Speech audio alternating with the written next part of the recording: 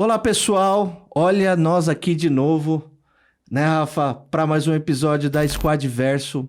Você que ainda não conhece o Squadverso, você que ainda não viu nenhum dos nossos vídeos, quer aprender mais sobre Web3, quer aprender mais sobre NFT, quer aprender mais sobre metaverso, inteligência artificial, mais O o que, Rafa? impacto da tecnologia na sociedade, né? É um ponto que sempre vem em todo podcast nosso, a tecnologia, a sociedade, porque querendo, né, vivemos com pessoas, né? Então, sempre toda inovação ela traz um impacto na nossa vida. Então, Total. um pouquinho que a gente sempre discute aqui, é legal ter essa reflexão. E hoje com uma convidada super especial, né? Sem dúvida alguma. E aí, o que é legal é até antes de passar a palavra aqui, apresentar a super convidada. A gente vai falar bastante de game, é algo que a gente tem cada vez mais explorado como parte de um ecossistema, mas nada que a gente tinha planejado, né? É interessante porque como as coisas estão conectadas, né? Eu tô aqui com... Rafael Botelho, né? E aproveitando, fazer o merchandising um pouquinho. Então, pessoal, quem ainda não segue o canal, não deixe de seguir, curtir. Principalmente também gerar comentários aqui para dar um feedback pra gente sobre os conteúdos, tipos de conteúdos que gostariam de ver aqui, convidados. Então, se você segue alguém, acha que essa pessoa realmente está tendo impacto, que vai agregar bastante pro universo de Web3, o universo do metaverso que a gente fala aqui sempre, toda semana. Por favor, não deixe de colocar o nome dessa pessoa aqui. Vai ser muito útil pra gente, né, Rafa? Total. E nós estamos, além do YouTube com o Squadverso, estamos também no Spotify, também com o Squadverso, estamos também no Instagram. Então também, se você quer... ou às vezes não tá querendo ver o vídeo, né? Às vezes você vai lá, fecha a tela, o YouTube ele para, né? Então é ideal você ter ali, por exemplo, no Spotify, quer ouvir no carro. Porque o papo aqui, ele é longo, tá? Então é o legal que Sim. a gente começa e quando vai ver, não consegue parar mais, né, Rafa? Exatamente. Sem mais delongas, vamos apresentar aqui e passar a palavra para a grande convidada que nós temos aqui, que é a Elo Passos, da Trax, né? Não sei se eu tô falando o nome da empresa corretamente, mas vou te dar essa oportunidade. Elo, obrigada aí pela sua visita, pela sua participação. E aí, conta mais quem é Elo e fala um pouco mais sobre a Trax aí, que vai ser bom a gente te conhecer. Legal, bom demais. Muito bom aí quem tá assistindo, né? Vou reforçar o convite, sigam o canal aqui se vocês ainda não seguem. Que legal. Né? Meu nome é Heloísa Passos, eu sou CEO e fundadora da Trax. A Trax é uma startup de blockchain games, então a gente desenvolve jogos e tecnologias para Web3. Então, pensando muito em tecnologia de integração, tecnologia para a gente conseguir facilitar aí o que a gente tem hoje de onboarding, de camadas ali dentro do universo de blockchain games. Sou formado em desenho de animação, me pós-graduei em gestão e economia criativa. Sempre fui muito apaixonada por games, né? Meu jogo preferido foi Mario durante muito tempo. Hoje é Mario Pokémon, mas gosto muito de jogo indie também. Que legal. Então, raiz mesmo. Eu gosto bastante. Adoro jogar. E comecei minha jornada com blockchain games em 2020, quando eu criei uma comunidade que se chamava X-Infinity BR. Essa comunidade acabou se tornando a maior comunidade da América Latina de X-Infinity, com 30 mil membros. Nesse meio tempo eu tinha criado uma startup que tinha um foco ali mais no educacional, né, no conteúdo. Vendi essa startup e aí agora tô full na Trax, né, para transformar no primeiro unicórnio de Web3 Game da América Latina. Que legal. Linda história. Então... Acho que iniciar a pergunta, né? Sempre a gente toca muito na questão do mercado, né? A gente sabe que o mercado agora, boa parte do mercado de Web3, ele tem sofrido um pouquinho com o urso, né? A gente sempre... Tá no bear market mesmo, bear né? market. Tá nesse momento que todo mundo acredita que morreu. Exato. Mas o mercado de game a gente vê que tá um pouco diferente, né? Ele não tem sofrido tanto, pelo contrário, né? A gente vê cada vez mais o game mais difundido, principalmente com grandes jogadores que eu falo de futebol, artistas, ex-jogadores também muito envolvidos nisso, fazendo muita live. O Casimiro, por exemplo, é um exemplo, né, de uma pessoa que teve um certo sucesso no início, conectado ou não, né, ali com lives de game. O mercado, assim, como que se analisa hoje esse mercado de games um pouco mais, falando um pouco mais macro, né? Você vê realmente esse crescimento, para onde você acredita que ele tá indo? Qual a visão de você sobre isso? E até conectado com uma especialidade que eu vi aí que você já falou de Create Economy, né? Então Exato. você conhece muito bem também esse mercado, se puder, fica à vontade. Legal. Eu acho que antes da gente falar de mercado, é importante a gente entender como que funciona a economia dos jogos, né? Boa. Porque ela está muito ligada no que a gente tem de evolução do que a gente vê de indústria hoje, né? Então, a gente divide primariamente em 3 momentos. No Pay to Play, que é quando a gente compra o cartucho, o desenvolvedor só tem uma fonte de monetização, que é a venda do jogo, e a gente só tem uma fonte de experiência, que é terminar aquele jogo, e no máximo ficar em repetição, de tipo, conseguir fazer 100% do jogo ou terminar ele mais rápido. A gente tem o segundo momento, que é quando as pessoas começam a ter acesso ao computador doméstico, à internet de banda larga, a dispositivo mobile, que é o que a gente chama de free to play. Então, nesse momento, a gente começa a jogar de graça, mas para a gente poder ter outros acessos, a gente precisa comprar. Então, eu quero uma armadura diferente, eu quero que meu personagem ganhe 2 vezes experiências num período de 3 horas, eu quero ter mais itens, enfim. Então, eu começo a pagar e o desenvolvedor, ele começa a receber outras fontes de monetização. Então, a gente começa a ter mais escala. Esse momento da indústria, que é o que a gente tem de mais próximo ao que a gente tem hoje, né?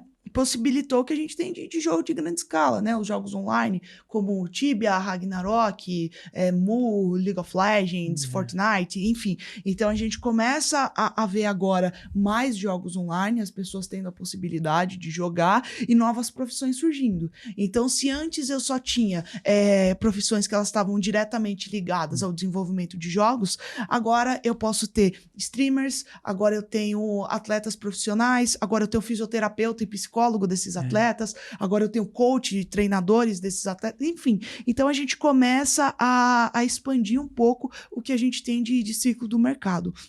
E quando a gente fala de tamanho de indústria, a gente está falando que a indústria de games hoje, ela tem um tamanho de 190 bilhões de dólares, né? É uma das 5 maiores indústrias do mundo, maior que indústria como música, Cinema. por exemplo, cinema, enfim. Então, ela é uma indústria muito grande e ela começa a fazer o que a gente chama de cross de entretenimento.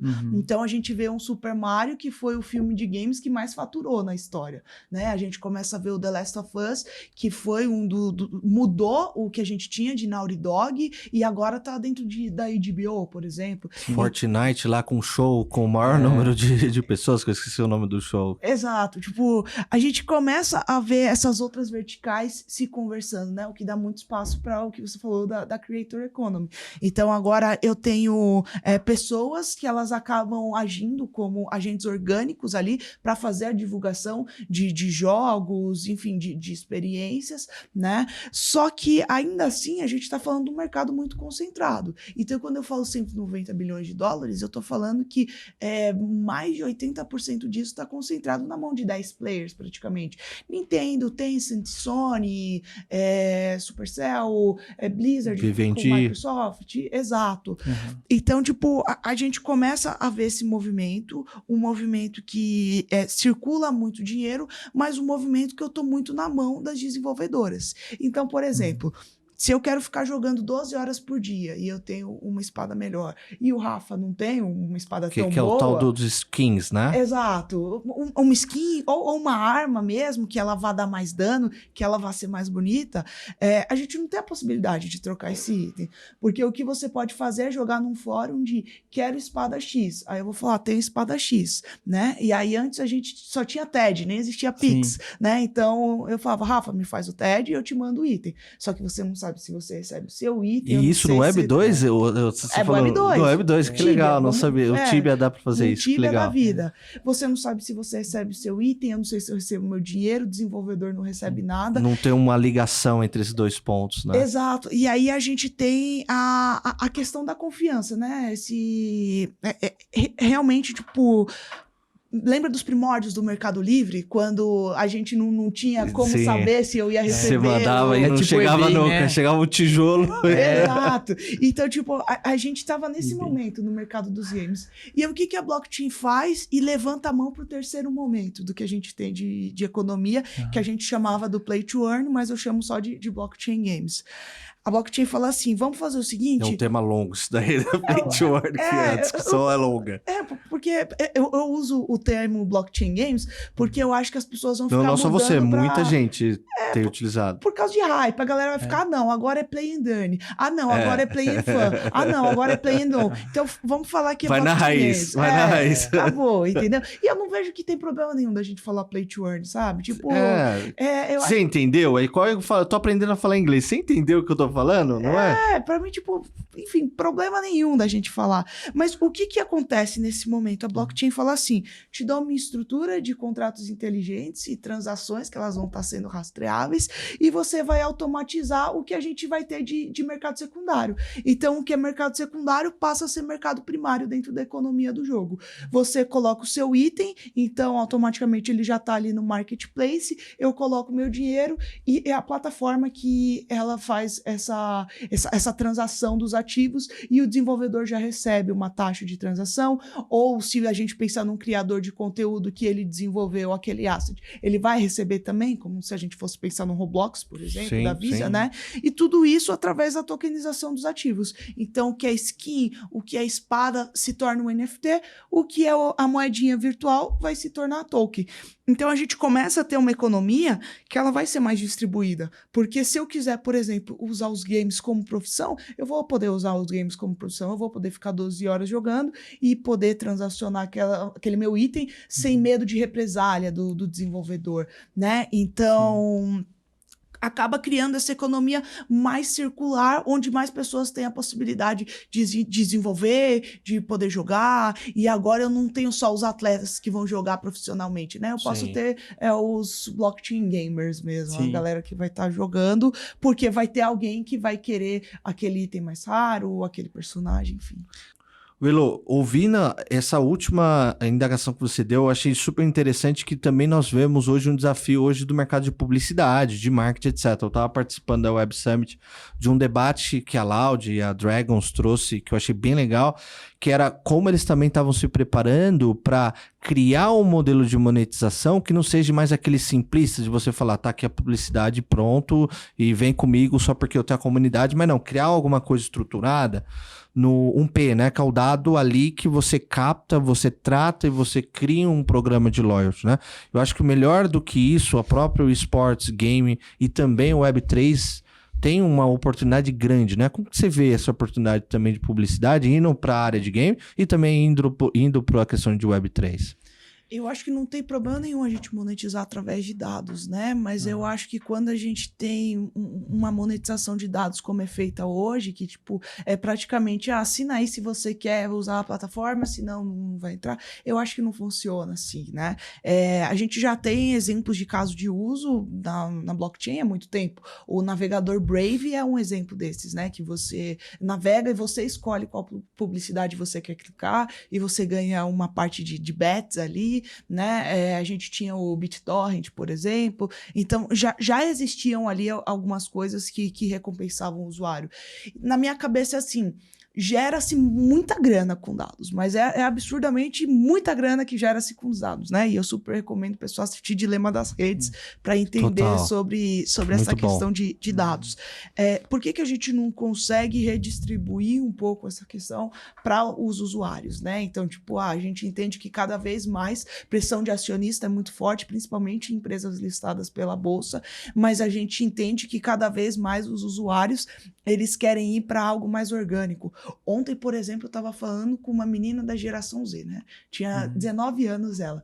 E ela estava me falando de TikTok, e aí eu olhei assim, eu tenho 30 anos, eu falei assim, caramba, como eles voam, assim, é absurdo, né? Tipo, a cabeça que eles têm e tal. Ela estava dando exemplo de, tipo, uma propaganda de legging, né? Como ela gostaria de ver uma propaganda de legging de uma influenciadora dentro do Instagram. Então, ela queria ver, por exemplo, de tipo, eu acordei aqui, minha rotina é comer, pus a leg e tal, porque eu tô indo pra academia e depois eu vou trabalhar e eu preciso de algo que seja confortável, não sei o quê. Então, algo que esteja muito mais soft, né, do que essa publicidade hard que a gente vê, que eu não posso falar aqui com vocês de tipo, sei lá, viagem a Noronha, e aí vai aparecer daqui a pouco um monte de viagem a Noronha aqui no meu celular.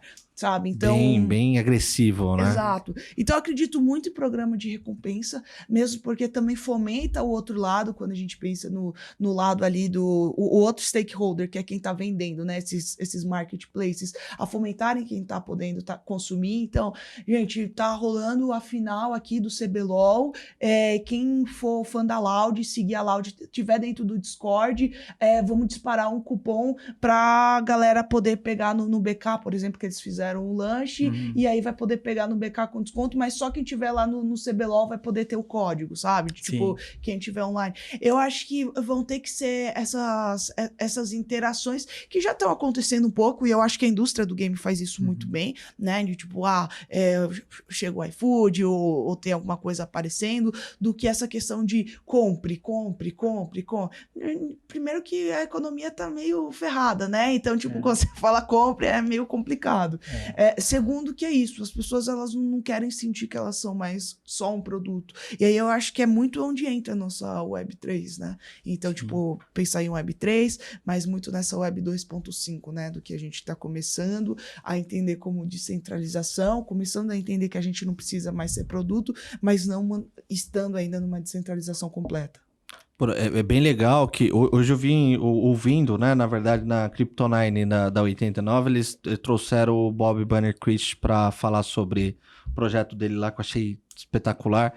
Mas a forma como ele abordava o tema, né? Que ele falou, fiquei 6 meses estudando, e vai ser um tema que a gente vai trazer aqui, sua opinião sobre a questão da importância da educação, mas ele passou 6 meses estudando antes de entrar, porque faz muito tempo que tá todo mundo falando, vamos fazer o Shape e tal, em NFT e etc, que você vai ficar rico. Você vai ganhar dinheiro e tal. E ele já é rico, né? E ele já é milionário, na verdade. By the way, ele já é milionário, né? E a imagem dele é muito forte, né? A gente, como brasileiro, né, tem uma história bacana do Bob no esporte. Só que o que é legal, ele só entrou quando ele passou a entender que, na verdade, a questão monetária ela é importante, mas não é a mais importante.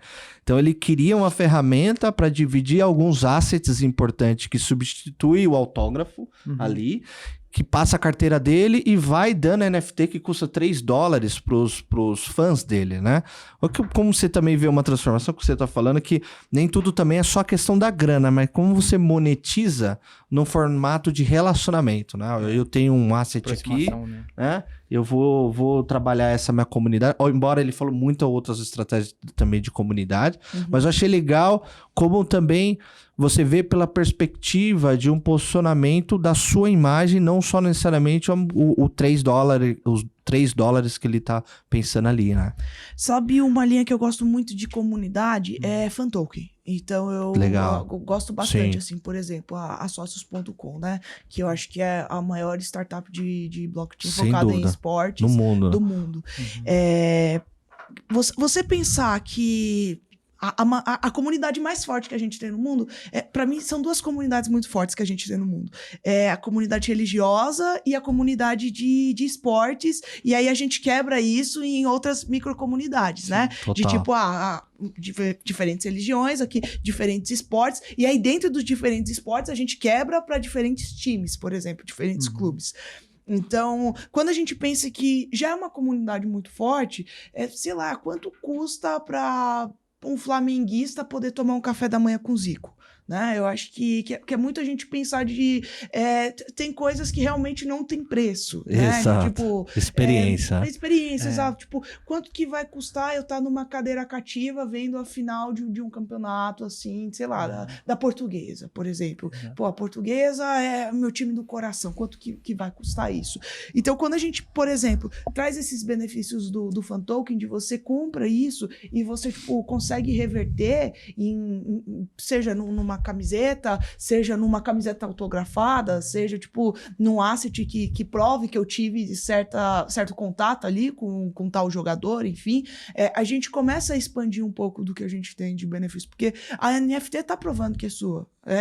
Tá ali na blockchain, tipo, é registro. Então você tem como provar que ela é sua, diferente de você fazer um JPEG ou, sei lá, copiar. Não, tá ali. Propriedade. Exato, Sim. tá provando que é você, sabe? Tipo, por exemplo, eu fui no no lançamento do fan token do Palmeiras, lá com a sócios, e tipo, ganhei uns fan tokens do Palmeiras. Eu tenho como comprovar que eu estive lá no evento, né? Tipo, além das fotos, eu tenho como comprovar. Então, eu acredito muito nisso. E aí, quando a gente entra para a comunidade musical, para a comunidade de artistas, enfim, acaba valendo muito, né? Então, eu acho que é a estratégia de realmente você estudar para você não cair numa questão que nem o Scooby, que foi um tiro pela culatra, né? Total. De fazer lá, não, vai vir, vai surfar comigo, enfim. Que queria colar com o BBB, na época do BBB, né?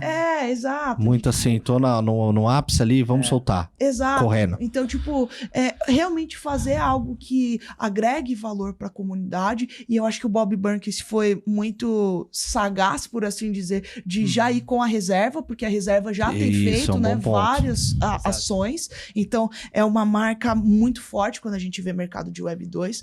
Tanto que hoje, para mim, a reserva é o uniforme de Faria Limer, né? Então, tipo, por acaso, eu estou de reserva, mas eu acho que a reserva teve esse posicionamento, conseguiu entrar e trazer benefício para a comunidade deles. Então, quem comprava lá os NFTs ganhava o tênis personalizados, os hoodies, que por acaso eram muito bonitos, os moletons, os passarinhos, enfim. E aquilo acaba sendo realmente um item de colecionador, né? De, tipo, gosto muito da marca, gosto muito do Rony, gosto muito das pessoas que andam com o Rony, e eu comprando a marca me faz me sentir mais perto daquelas pessoas, né? E transforma, porque eu achei legal, porque ele traz também para o mundo Web 2.5, né? Que a gente tem discutido bastante. Esses exemplos que você trouxe, ele até falou no programa, que é como você relaciona também uma empresa que tem trabalhado bastante essa relação do físico, né, do digital, né, que eles falam do físico e do digital, né, então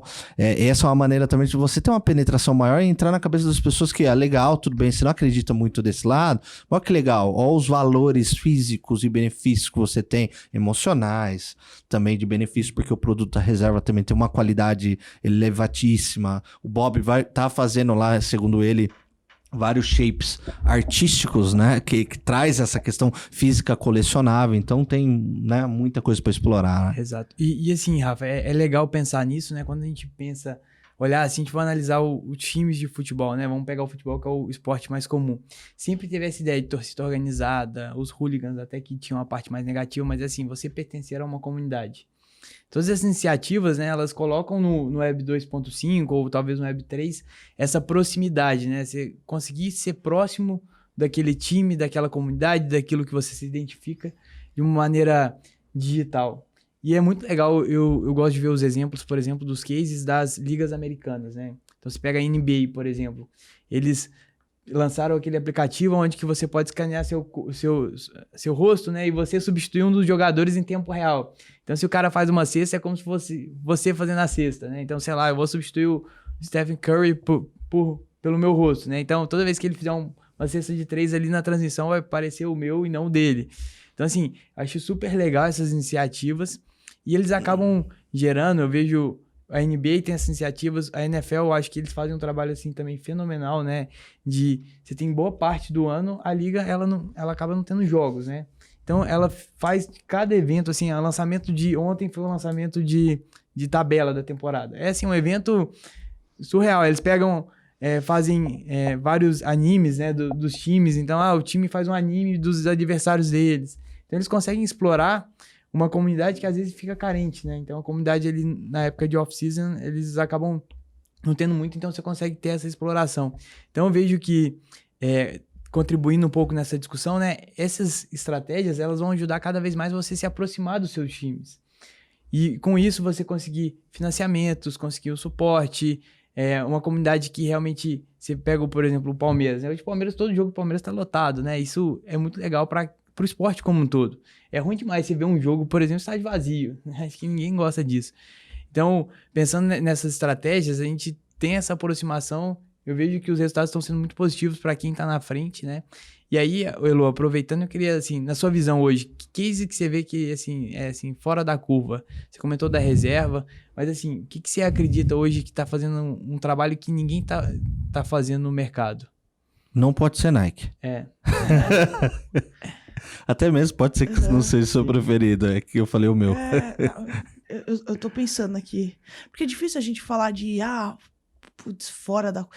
Eu acho que o que foi fora da curva foi Reddit, né? O Reddit. Sim. Pra mim foi fora da curva porque eles venderam NFT sem falar que é NFT. Venderam como colecionável Porra, digital. você falou uma coisa sensacional. Então eu acho que Ó, foi vou legal. ter que fazer um corte aqui, ó.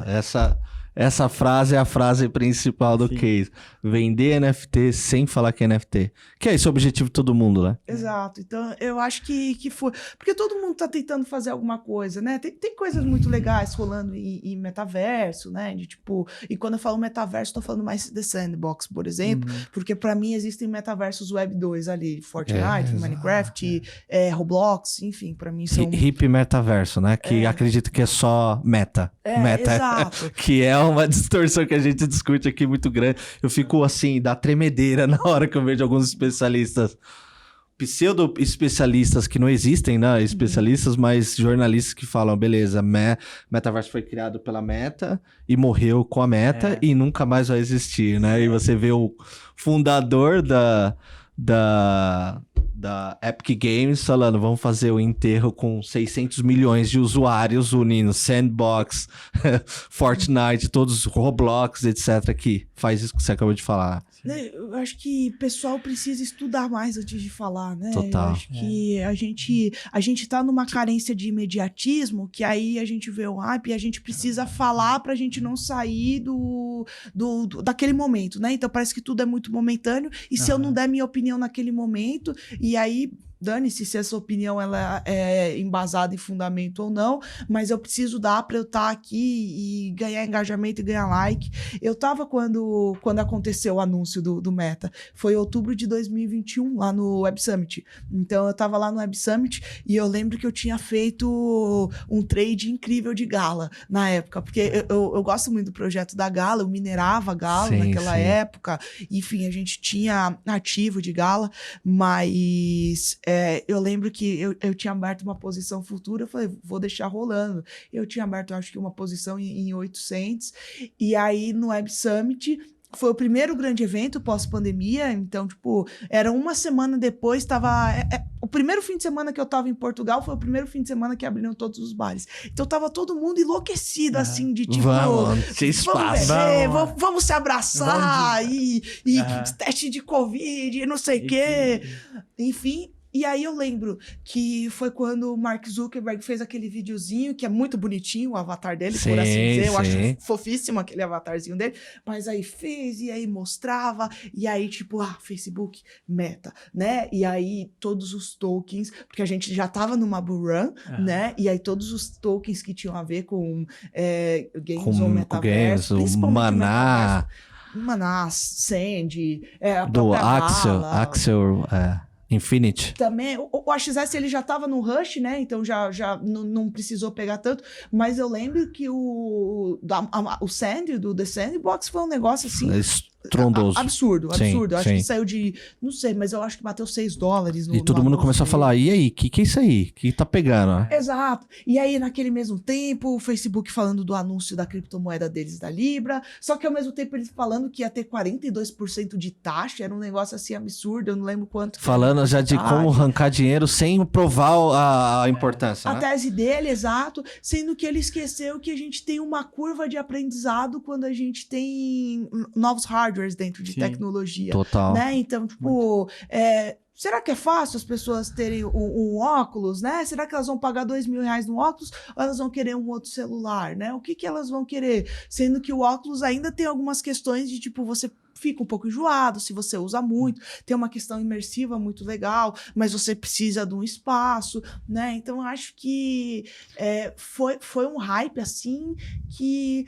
Ok, foi um hype legal. Eu entendo o lado do Mark Zuckerberg, que estou vendo muitas coisas acontecerem e preciso continuar me mantendo como... E valorizou o Meta absurdamente esse momento. E aí, logo depois, tipo, dropout das ações, assim, caiu muito, né, as ações. E, tipo, então eu entendo. Da mesma forma que eu recebi um vídeo que eu achei muito engraçado, um meme, que era o Google apresentando a nova ferramenta deles. E aí era, tipo... pitch para receber dinheiro em 2023. E aí eram vários cortes. Eu acho que foi 1 minuto de, tipo, diferentes vezes que ele ficava IA. Então, tipo, agora é IA. Então, é uma recomendação que eu dou para você que quer captar dinheiro agora com fundo de investimento. Fala que você tem Generative AI dentro da sua plataforma. Porque, tipo, Game with Chat GPT. Então, fala assim, ó, no seu metaverso tem chat, tá rolando OpenAI lá dentro? Beleza, já começa a conversa. É um bom ponto. Até a Web Summit desse ano foi também... Foi muito focado. Muito dedicado a essa discussão, que não é, no meu ponto de vista, não tá errado, né? Eu acho que a gente tá falando de alguma coisa que tá colaborando, é palpável, etc. Mas, né, como o tema que a gente tem tentado evoluir aqui é Web3, é game, etc., tem outros temas também que a gente precisa ter atenção e que é até mais básico, né? A gente tá falando aqui de coisas que é como eu vou fazer o Web3, mas na verdade eu tenho uma estratégia de marketing também para orquestrar tudo isso daí, né? Sim. A reserva não só fala, eu quero entrar no Web3 e tá tudo certo. Não, tem uma orquestração por detrás, né? Exato. E falando sobre essa parte de inteligência artificial, hoje qual que é o impacto que vocês já conseguem sentir, assim, na parte de gamers, né? De games, se tem uma parte específica lá do ecossistema que você explicou que você acha que vai sofrer mais. Como que vocês hoje estão vendo essa parte? Eu sei que assim é muito novo, né? Todo mundo tá com esse receio, né? A gente tá todo mundo preocupado. Como que isso interfere no meu negócio? E é muito mais perguntas do que respostas. Mas assim, como que vocês estão enxergando? Assim, quais perguntas vocês estão fazendo nesse momento? Eu acredito muito na inteligência artificial como uma aceleração de processo dentro do que a gente está fazendo. Então, para eficiência, né? Exato. Por exemplo, quando a gente pensa num processo criativo de desenho mesmo, da parte artística do concept. Como que funciona? Eu preciso falar, diretor de arte. Você vai pegar de exemplo um Stardew Valley, você vai pegar de exemplo um Harvest Moon, você vai pegar de exemplo isso aqui para você começar a desenhar conceitos criativos, mas eu quero pelo menos 3 conceitos criativos diferentes.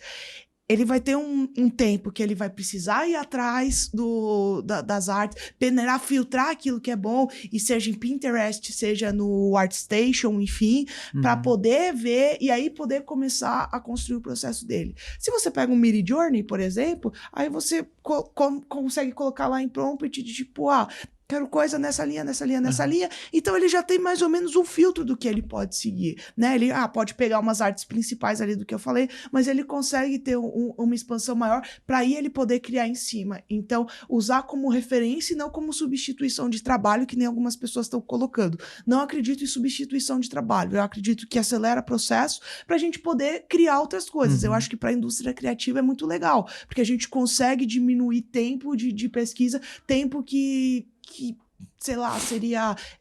a gente não precisaria pensar. Até pensando em futuro das profissões, sabe?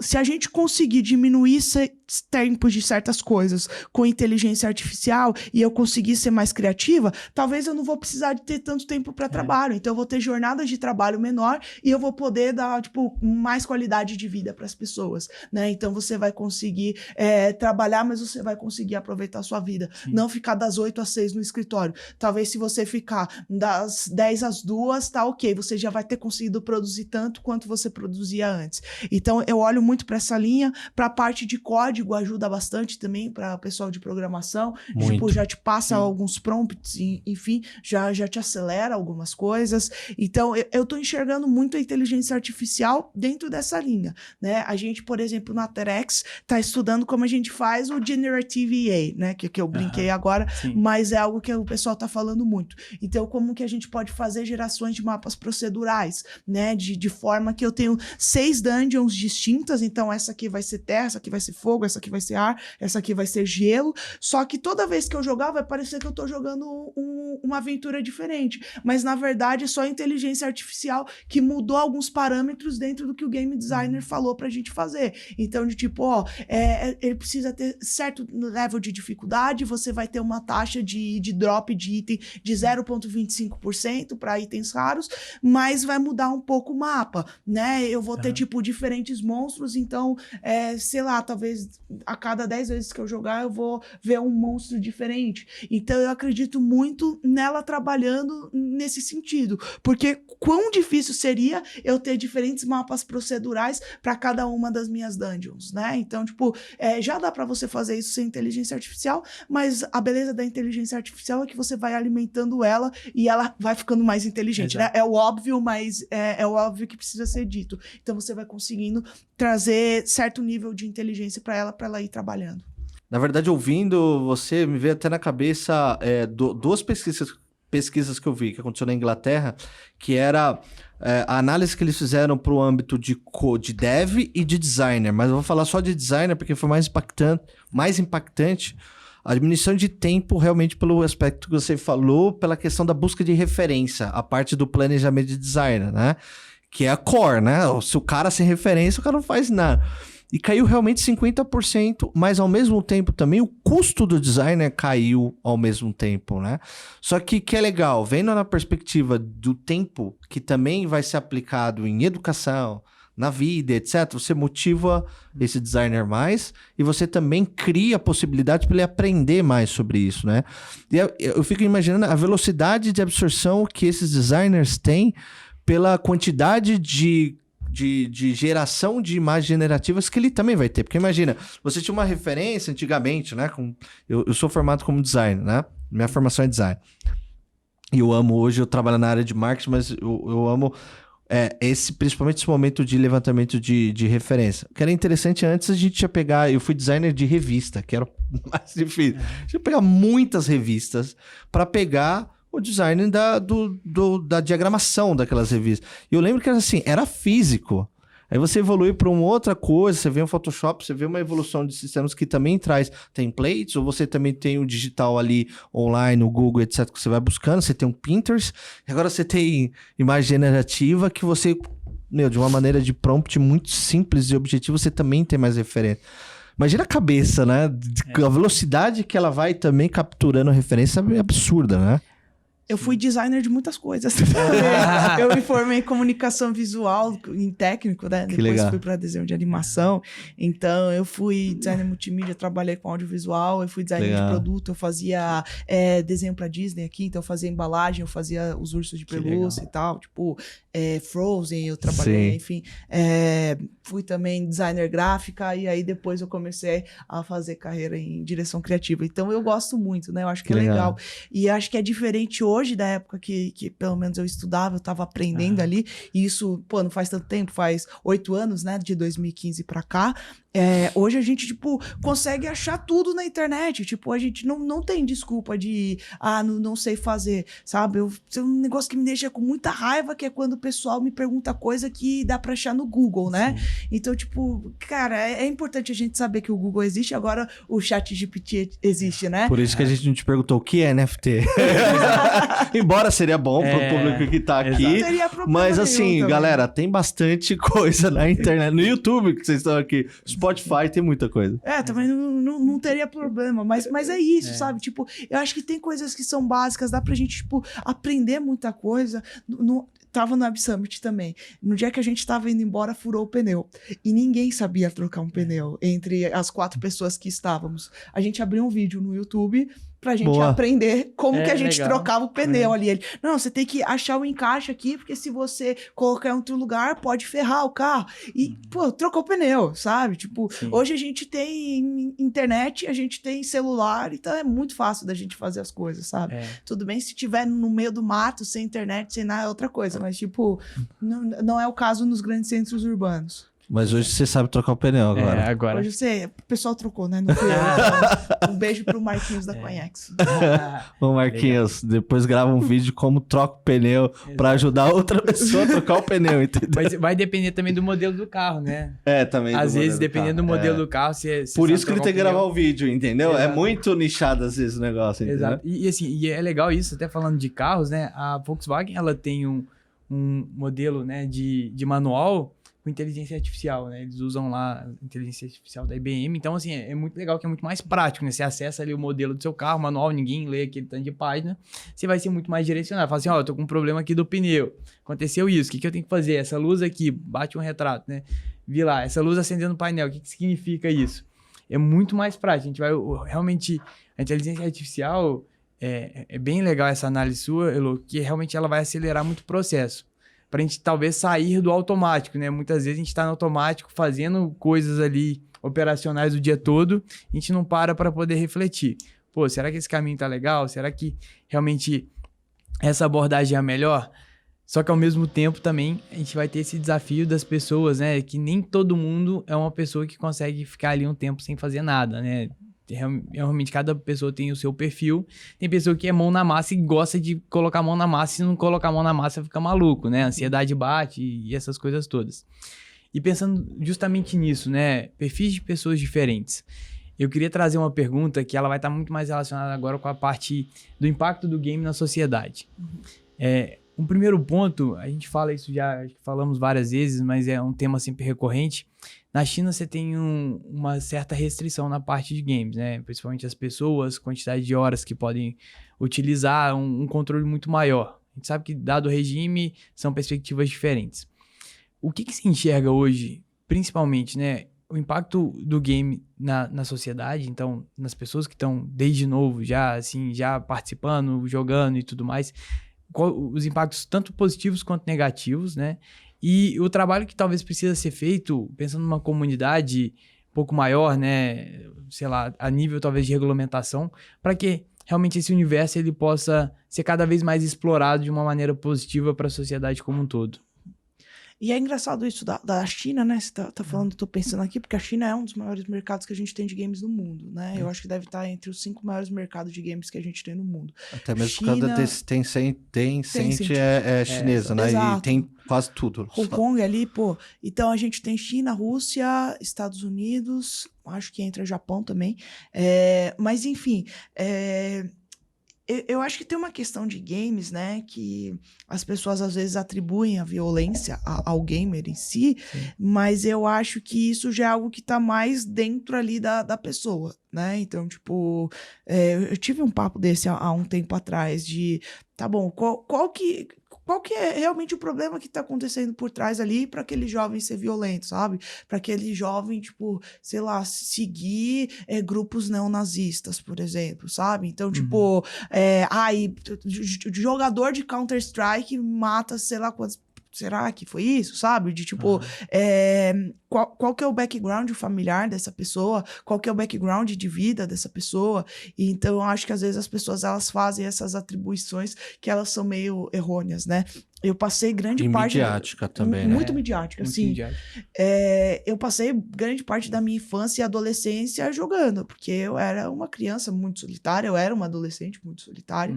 Então, tipo, eu tinha ali, quando eu era criança para adolescência, Pokémon, eu ficava jogando Pokémon, tipo, o dia inteiro, quando eu não tava estudando, eu tava jogando Pokémon, e aí depois foi mudando ali, que eu tinha um GameCube, aí eu jogava Need for Speed, jogava também todas as variações de Mario possível, de Mario Kart a Mario Dance Revolution, então tudo que eu podia jogar, porque eu tinha muita dificuldade de me comunicar, né? Então, tipo, eu já era uma criança sozinha, eu tinha minhas questões, então era muito difícil de me comunicar. Então, eu acho que aí entra um dos benefícios que você tem dos games, principalmente dos games online, quando tem nível de supervisão. Eu acho importante isso, né? Que você deixa o jovem, a criança, enfim, se aproximar de pessoas mais parecidas com eles, né? Então, tipo, beleza, não tinha muitas crianças parecidas comigo ali, e aí talvez se eu estivesse jogando eu ia conseguir encontrar crianças mais parecidas ali comigo, né, jovens mais parecidos. E de novo, eu acho que é muito importante a gente ter controle parental, principalmente quando a gente fala de Roblox, por exemplo, né, então saber o que seu filho tá fazendo, saber o que ele tá assistindo, saber o que, enfim, mas você começa a ajudar a desenvolver algumas skills. Skill de comunicação, skill de lógica. Então, quem joga videogame costuma ter uma lógica mais apurada se você joga puzzles, por exemplo, né? O Link Awakening, o Zelda, que eu joguei recentemente, é um jogo de extremamente puzzle, de você ter que buscar e você tem que achar, e tipo, tá aqui a pista, vai atrás. Então, você começa a trabalhar muito a questão de lógica também. Você pode trabalhar também uma questão muito de interação social. Então, eu vejo, por exemplo, hoje, muitas famílias que jogam junto Fall Guys, ou Brawl Stars, enfim, então tio que joga com sobrinha, enfim, essas coisas, né? Eu acho bem legal. Então, eu acho que tem sim uma questão de você tomar certo tipo de cuidado, porque eu acho que, como é uma experiência muito imersiva, ela só vai trazer algo que já existe dentro de você. Então, tipo, algo que talvez estava meio escondido vira latente por você, tipo, tá repetindo várias vezes aquele processo.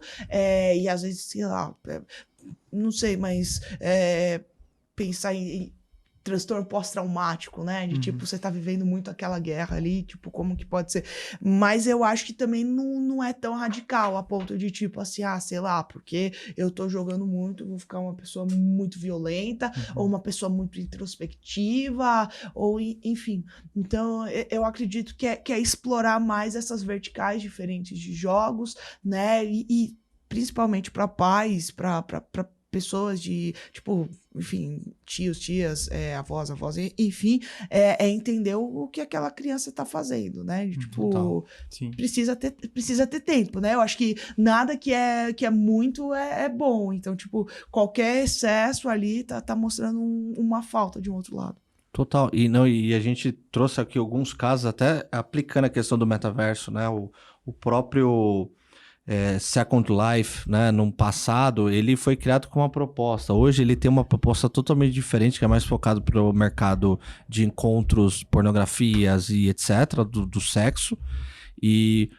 Mas aquilo acontece porque a plataforma ela favorece isso? Não. Na verdade, toda a plataforma é espelho de um comportamento humano, né? Como você falou, às vezes você tem fatores psicológicos que estão ali dentro, a plataforma te favorece que isso aconteça. Às vezes a pessoa tá no mundo pornográfico e ele espelha aquele ambiente com uma maneira também de compartilhar fatores internos, né? Que ele pratica no consumo dele, né? Eu acho que é muito importante até para desmistificar essa situação do posicionamento político que aconteceu recentemente, inclusive. Eu acho que todo mundo que está no mercado game entende muito isso, e não é uma conversa que nós estamos tendo. Tem pesquisas de grandes universidades que comprovaram que não existe vínculo da violência com o game, e isso é muito importante. Eu tenho tanta pergunta para te fazer, mas assim, eu queria elevar um pouco até mais para aquilo que você domina. Eu acho que vai ser muito importante para colaborar com o nosso público aqui. E você não pode sair daqui sem responder isso daqui, que eu acho bem legal. Hoje você está empreendendo no mundo de game e também de Web3, e eu queria entender para você também quais são os desafios, você hoje que está no mundo game, para o mundo blockchain game.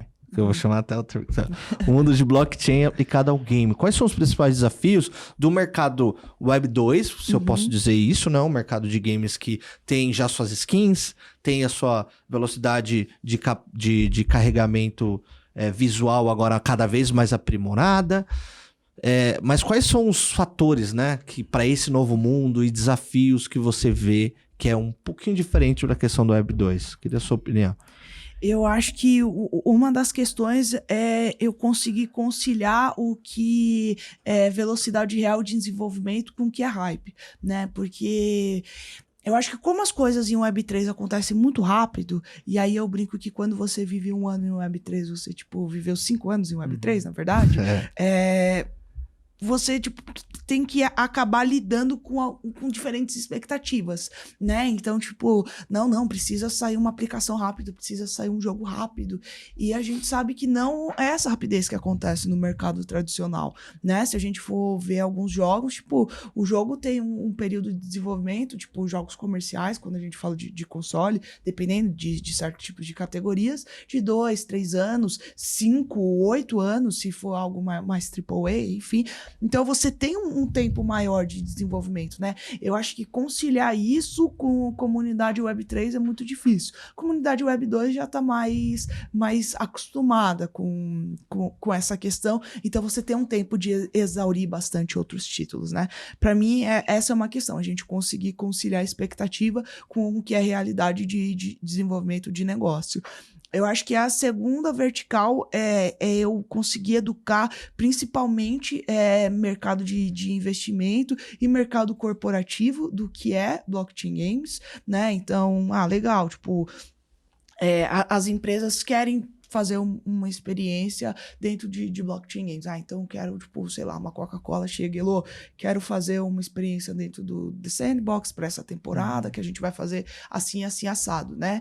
Às vezes essas empresas, elas nem sabem que elas podem fazer isso. Às vezes elas têm grana de marketing que elas vão, tipo, colocar num lugar que nem vai gerar tanto resultado. Então aí eu tenho um outro trabalho, que é falar, empresas, existe todo esse setor aqui e dá pra gente fazer coisas bem legais. E coisas bem legais que às vezes até você não vai gastar tanto dinheiro, né? E aí quando a gente fala tanto dinheiro é relativo, né? Porque às vezes 500 mil para Coca-Cola não é tanto dinheiro, mas para a farmácia do bairro é o faturamento dela anual.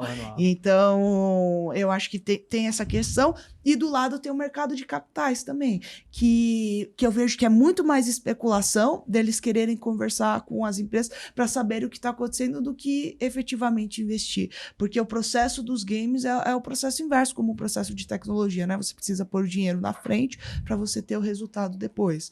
Então, eu acho que fazer o mercado de capitais entender é uma questão bem difícil. E eu acho que algo que é inerente a não só games, mas eu acho que ao ecossistema de Web3 é a gente realmente fazer a monetização. Então, para mim, é muito importante a gente pensar em monetização. Eu vejo vários projetos que são projetos incríveis, projetos muito legais, mas que ficam sempre com a proposta futura de, não, vamos fazer.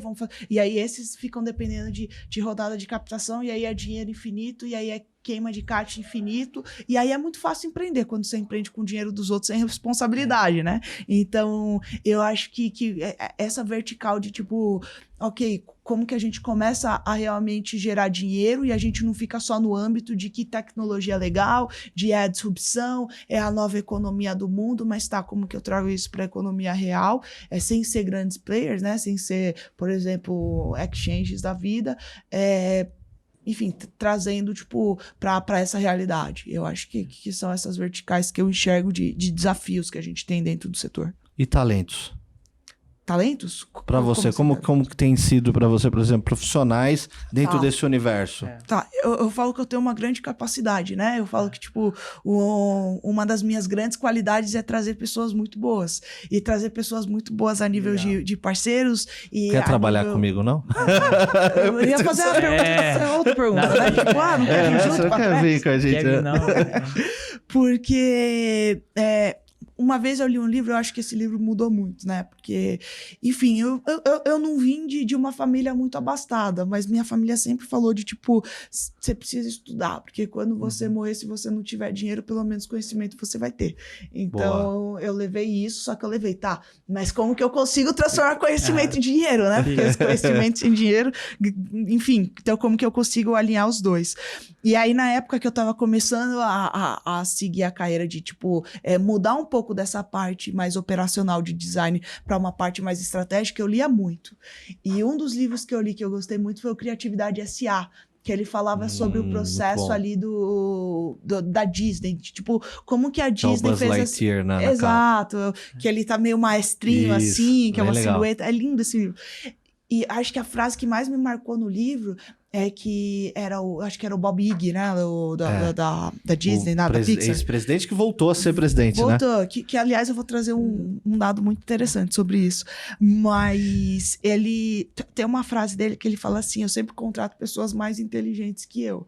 E aí eu vou muito pela essa premissa. Então, tipo, é difícil você achar gente no mercado? Não acho que é difícil. O que eu acho que é difícil é você conquistar essas pessoas. Então, tipo, hoje eu tenho o privilégio de ter na Trex gente muito boa. Gente que trabalhou com a Gameloft, gente que trabalhou com a Disney, gente que trabalhou com Angry Birds, enfim, com a Cartoon Network. São pessoas que elas acreditam que a gente pode sim fazer uma nova indústria, uma indústria que a gente consiga descentralizar mais, que a gente consiga trazer mais projetos. São pessoas que elas realmente acreditam nesse propósito que a gente tem, que é transformar a Trex nesse grande hub de Web3 Game da América Latina, né? Nesse grande desenvolvedor de tecnologias e jogos pra gente não só mais agora no Brasil exportar commodity, mas a gente exportar também conhecimento, a gente exportar talento. Então, é isso que eu quero fazer com a Trex e é isso que todo mundo que tá vindo junto quer fazer também. É um pitch, hein? Olha isso aí. Você é investidor. Embora, não tô falando que você queira investimento, mas... Você é investidor atento, velho. Atento, porque tá totalmente fora da curva aqui. Exatamente. O que você tá falando, né? É música no ouvido de investidores, né? Pra ficar atento ao Trex, aí eu acho que é importante. A gente já tá caminhando pro final, a conversa é muito longa. Não sei se, Rafa, que tiver mais alguma pergunta. Só complementar, né? Esse ponto eu acho que é muito importante sobre talento, né? Você pega metodologias mais tradicionais de gestão, lá tem o Jim Collins que ele sempre fala, né? No livro dele, que antes de você saber até para onde você tá indo, primeiro coloque as pessoas certas no barco, que com certeza vocês vão remar para o lugar correto, né? Então, é realmente muito isso, né? E é legal ver essa mentalidade, né? Empresas construindo assim, e com certeza a gente pode já chancelar que vai ter sucesso, porque a partir do momento que você coloca pessoas boas, né, para trabalhar junto, realmente você vai ter resultados incríveis. Total. E é muito bom estar aqui, né, conseguindo contribuir, né, assim, com bate-papo, né, ter a contribuição da Elo pra gente fomentar isso, abrir mais a cabeça para esse universo, que é um universo que quando a gente olha no mercado tradicional, isso aí, querendo aproveitar, né, as pessoas um pouco mais tradicionais pensam assim, pô, games é um universo que, é só joguinho lá, não vai dar nunca certo, pô, você tá trabalhando com isso nunca vai funcionar. Não sabe o universo que é, né? O mercado potencial. E olhar para outras coisas, né? Desde influencer, por exemplo, que, pô, quantos influencers hoje conseguem ter uma renda muito maior do que muitos engenheiros, por exemplo, né? Perceber que a economia, que a sociedade mudou. E é legal ver isso, né? Ver realmente cases de soluções que estão focadas, e eu acho que no seu terceiro pilar você foi matador, é realmente essa questão da monetização. Que não é só uma ideia de, pô, vamos ter aqui um game, vamos fazer um negócio legal e tal. Não, realmente a gente está buscando ter um negócio saudável. Então isso é muito importante e mostra, eu acho que para as pessoas que estão ouvindo, que são de mercados mais tradicionais, que existe muito caminho, a tecnologia, ela tá abrindo esses caminhos, abrindo novos mercados e muitas oportunidades super legais. Isso que ajuda a amadurecer a conversa, né? Porque é fácil você matar o metaverso quando você traz números assim que, tipo, não tem número. É só uma, né, na cabeça de algumas pessoas. Não tô falando que é o correto porque eu acredito ao contrário. Existem muitos números no mercado, comprova isso. Mas quando você vai vender também um pitch desse, você conseguir criar algo palpável, ó, aqui é a forma de remuneração, é aqui daqui que sai, é pra aqui que eu vou. Mas eu queria, e até a gente tá chegando no final aqui, né? Até antes de dar o espaço aqui pra gente finalizar, eu tenho uma última pergunta. Tem um líder que eu tive no passado, que é bem legal, era presidente da companhia, que ele sempre me falava uma frase que isso marcou, que vem muito do que você falou também, Rafa, que é, às vezes, ele falava, se eu quiser atravessar essa rua e estiver com os olhos vendados, eu quero ter a certeza de que você vai segurar na minha mão e eu vou chegar do outro lado da rua. Então é sempre isso que eu busco, uma pessoa que vai fazer eu atravessar a rua e eu vou confiar que eu vou chegar do outro lado da rua sem poder ver, né? Então, é muito importante você ter esse direcionamento de talentos, pessoas que você confia, porque hoje em dia tá difícil, né? Hoje você ter bons parceiros, você ter pessoa com que você confia como grande profissional, é um grande desafio, acho que pro futuro, né? Essas conexões. Elo, para finalizar, né? Eu acho que a última pergunta, já falamos aqui bastante, acho bem legal, trouxe bastante conteúdo, mas você puder dar uma dica, né? Principalmente para mulheres que estão começando agora, tá? Que estão ali na batalha e, puta, quero aprender sobre Web3, quero empreender na área de games, assim, você como uma história sensacional, a gente viu aqui no seu speech, o brilho no seu olho é claro, né? Embora você tenha um olho muito bonito, então o brilho de olho fica até melhor. esse brilho, como que você indica, né? Qual é o caminho que você indica para outras mulheres também que podem se espelhar em você e buscar? Porque eu acho que esse é o nosso propósito aqui, né? Não é só falar de tecnologia. Você viu que em todos os momentos você traz a sua história como algo que vai influenciar a sua carreira, né? O que você indica aí para outras pessoas? Não só para mulheres, eu falo para o público em geral, mas principalmente mulheres que estão assistindo aqui a gente. A gente falou do Bob Iger, né? Sim. E agora ele acabou de voltar pra Disney. E algumas pessoas estão falando que provavelmente a Disney vai comprar o Roblox, né? Então, tipo, ele tinha uma questão muito forte de inovação e de aquisição. Então, trouxe a Pixar, mudou e a Disney virou esse grande conglomerado de entretenimento, de mídia, e agora ele tá vendo isso de novo. Então vou pegar ele como exemplo do que eu faço todos os dias, que é não ter medo de inovar. Tipo, a gente precisa tentar. E eu acho que a gente tem que entender que às vezes só tem uma oportunidade. Então, todo dia quando eu vejo uma oportunidade, eu encaro ela como se fosse a última oportunidade. Pode ser a última oportunidade de investimento, a última oportunidade de um contrato comercial, a última oportunidade de eu trazer aquela pessoa incrível para a equipe. Então, eu encaro tudo aquilo como se fosse a última oportunidade. Porque eu encarando como última oportunidade, eu vou dar tudo de mim naquilo, né? E aí, ok, vai ter dias que eu vou estar muito mal, mas eu vou lembrar que aquela é a última oportunidade. Então, ok, no dia seguinte, aquela oportunidade vai ter passado. Eu vou continuar mal, então a oportunidade vai ter passado. Então, tipo, como que eu consigo pegar aquela oportunidade e aí depois eu penso que eu tô mal, eu deixo pra pensar depois. Então, eu passei, tipo, já burnout na vida, tive algumas coisas que realmente foram muito difíceis. E foi olhar e pensar que, tipo, era a minha última oportunidade que conseguiu me ajudar a construir essa trajetória. Então, se você tá vendo isso hoje, né, eu falo pra você, encare como a sua última oportunidade. Que legal. Muito legal mesmo. História de empreendedor, assim, exato. raiz, assim, faca na caveira e vamos pra cima. Acho que isso é super legal. Super legal. Esse Galera, bate-papo, né?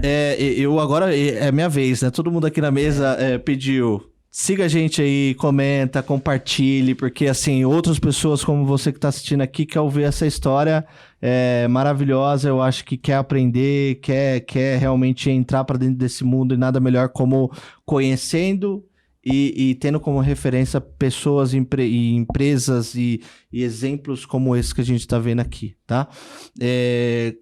Como encontra a Elo? Fala aí, site, LinkedIn, fica à vontade aí também para falar seus contatos. Legal, quem quiser me encontrar no LinkedIn, tá como Elo Passos, né? Tô lá no LinkedIn.